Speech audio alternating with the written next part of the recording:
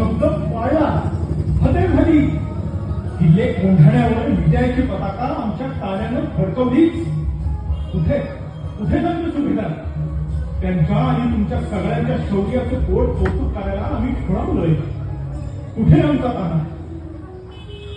राजा, सुभेदार पडलं. राजा, सुभेदार पडलं.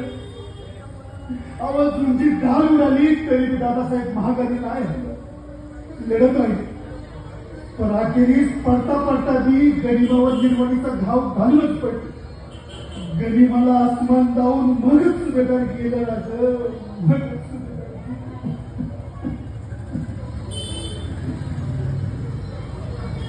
तान्या तान्या, अरे काय करून बसतास रे? आम्हाला दिलेला एक शब्द तू पूर्ण केलास. धड स्वराज्याच्या पदरात घातलास. पण आमच्या स्वागताला तू महाद्वारावर आलाच नाही. आम्हाला न भेटता परस्पर स्वर्गाची वाट धरली. तान्या, आम्हाला फसवलंस तू. पंत, अहो काय करायचं आमच्या सौरगड्यांचं?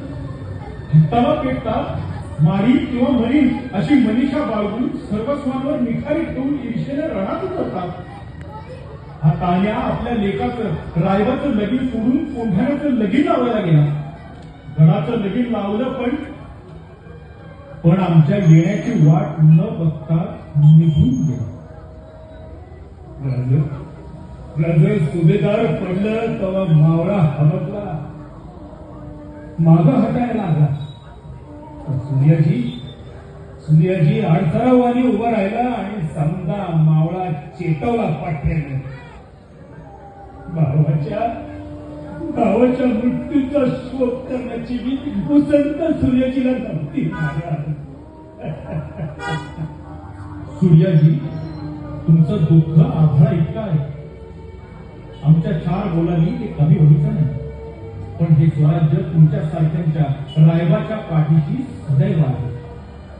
श्रीधर मामा, अहो हा सूर्याजी, हा तानाजी, आमचे बाजीप्रभू, आमचे मोरारबाजी, बाजी काका पासलकर आणि असे काही रणधुंगार, त्यांच्या खांद्यावर या स्वराज्याची ही दौलत निर्धास्त उभी.